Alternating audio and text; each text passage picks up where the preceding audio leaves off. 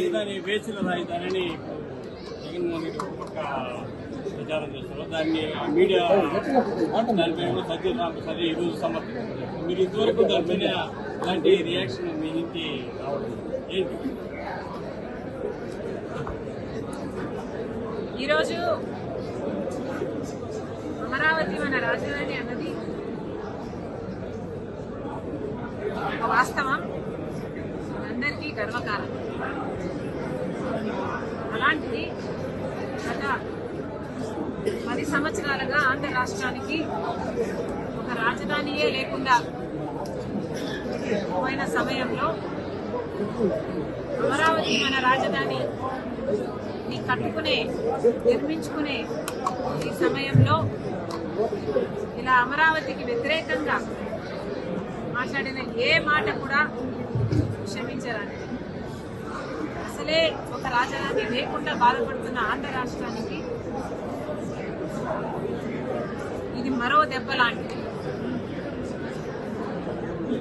మరి అలాంటప్పుడు అమరావతి మనకంత ముఖ్యమైనప్పుడు, ఆంధ్ర రాష్ట్రానికి ఒక రాజధాని అంత ముఖ్యమైనప్పుడు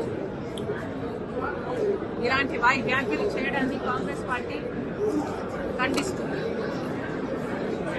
ఒక పార్టీకి చెందిన ఒక మీడియా హౌస్, వైసీపీ పార్టీకి చెందిన సాక్షి మీడియా హౌస్ లోని ఒక యాంకరు, వాళ్ళు పిలుచుకున్న ఒక గెస్ట్ స్పీకరు, ఇద్దరూ కలిసి అమరావతి వేశ్యల రాజధాని అని వ్యాఖ్యానించడం చాలా చాలా దురదృష్టకరం.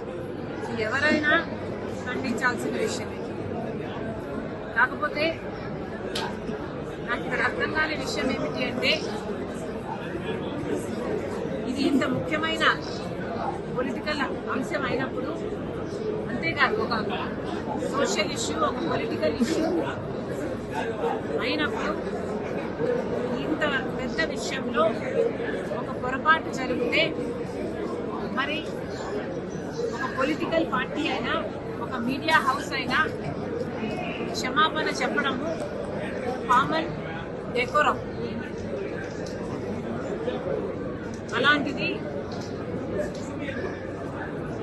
మీడియా హౌసే ఒక పొలిటికల్ పార్టీకి చెందినప్పుడు ఆ మీడియా హౌస్ చేసిన కొన్ని వ్యాఖ్యల వల్ల కోట్ల మంది ప్రజలకు ఆవేదన కలిగినప్పుడు ఆ మీడియా హౌస్ అయినా, ఆ పొలిటికల్ పార్టీ అయినా క్షమాపణ చెప్పాలి.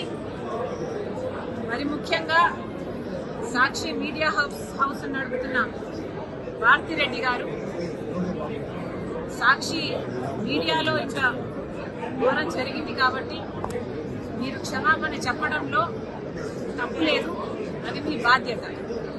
మనం చిన్న పిల్లలకు కూడా నేర్పిస్తాము, ఒక తప్పు చేస్తే తప్పైంది సారీ అని చెప్పునానా అని చెప్తాము.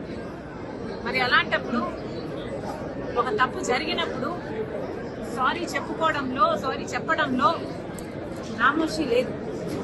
మరి ముఖ్యంగా ఇది ఒక పొలిటికల్ పార్టీకి చెందిన మీడియా హౌస్, అంటే జగన్మోహన్ రెడ్డి గారి వైసీపీ పార్టీకి చెందిన మీడియా హౌస్ అయినప్పుడు జగన్మోహన్ రెడ్డి గారు క్షమాపణ చెప్పడంలో కూడా తప్పులేదు. ఇంతమంది మనోభావాలను ఇంత ఆవేదనకు గురి చేశారు. జగన్మోహన్ రెడ్డి గారు తప్పైపోయింది, మా ఉద్దేశం అది కానే కాదు, క్షమించండి అనడంలో తప్పు లేదు. మరి వారు ఎందుకు సంకోచిస్తున్నారో, వారికి ఎందుకు ఇది నామోషిగా అనిపిస్తుందో నాకైతే అర్థం కావటం లేదు.